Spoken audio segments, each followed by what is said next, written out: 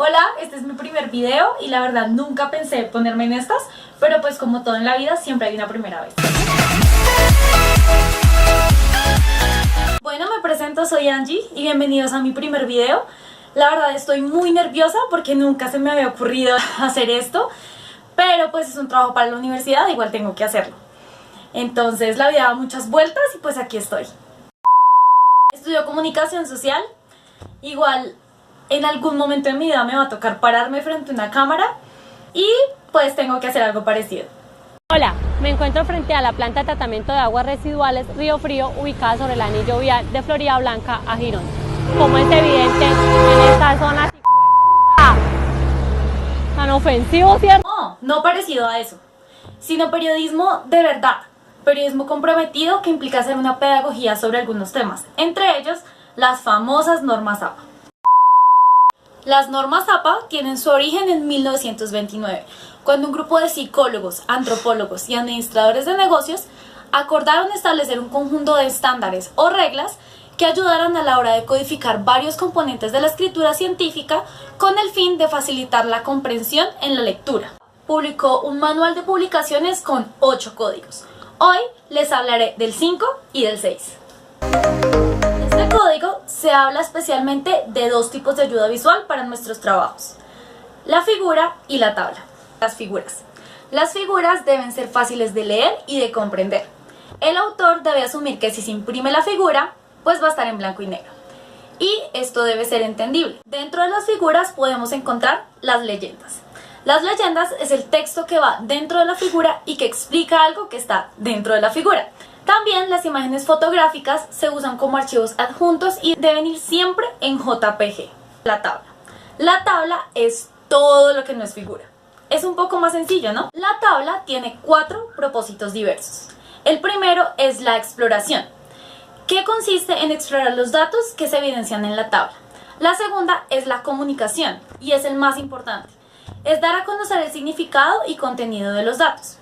El tercero es el almacenamiento, que significa almacenar los datos de manera que nuestra visualización pueda recuperarlos posteriormente.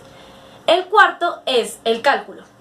Y adicionalmente tenemos algo que se llama la decoración, que es hacer el documento mucho más atractivo. Además, debemos tener en cuenta estos tips para poner tablas en nuestro documento. El primero es que debe contener una letra legible.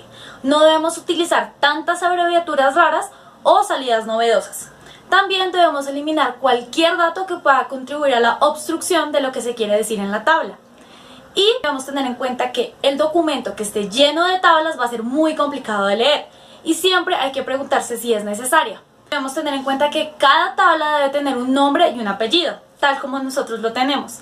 Debe ser entendida por sí sola y debe mostrar lo esencial de cada tabla. Otra cosa muy importante es que las tablas deben tener numeración y esta numeración siempre va con números arábigos y en orden de aparición. Los títulos de las tablas deben tener 2 características. La primera es que el título debe ser claro y explicativo. El segundo son los encabezados, que lo que hacen es definir qué es lo que se está mostrando en cada columna y no deben exceder el ancho de la columna. Los títulos además deben tener jerarquía, tal como en una monarquía. En este caso, el título mayor es el que se designa para 2 o más columnas. El título menor es el que se utiliza para cada columna. Y el título simple es el que va al final.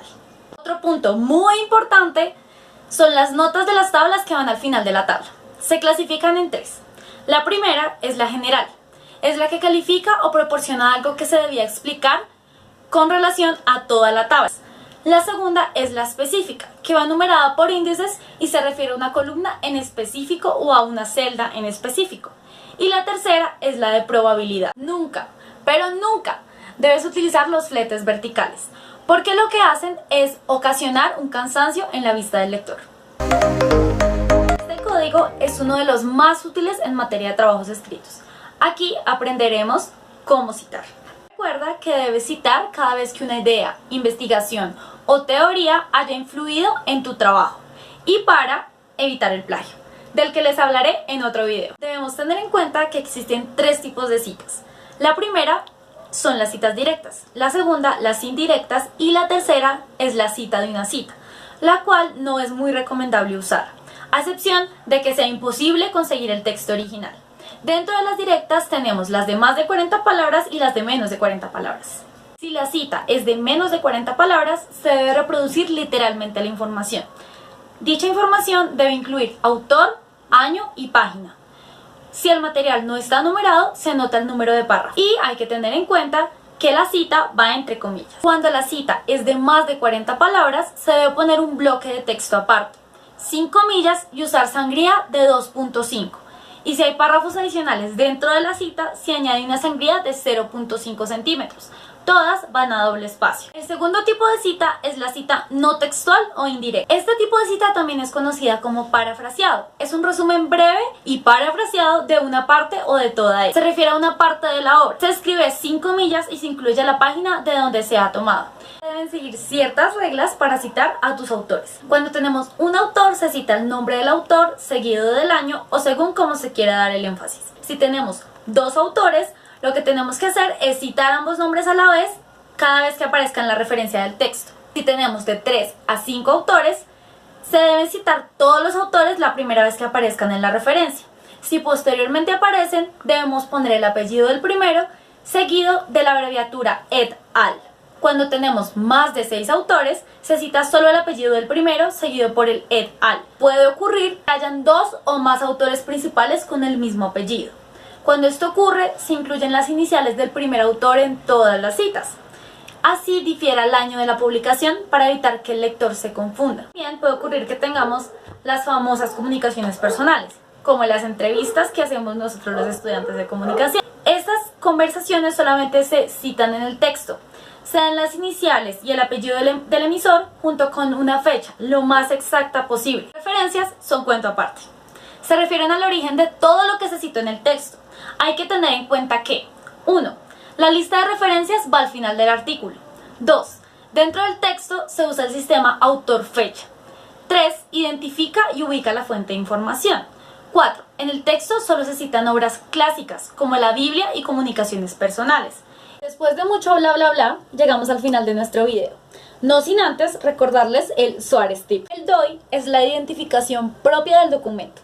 Aparece en la parte superior de él y es el sello propio que tiene. Por supuesto, debemos evaluar cada página web cada vez que encontramos un documento que nos pueda servir.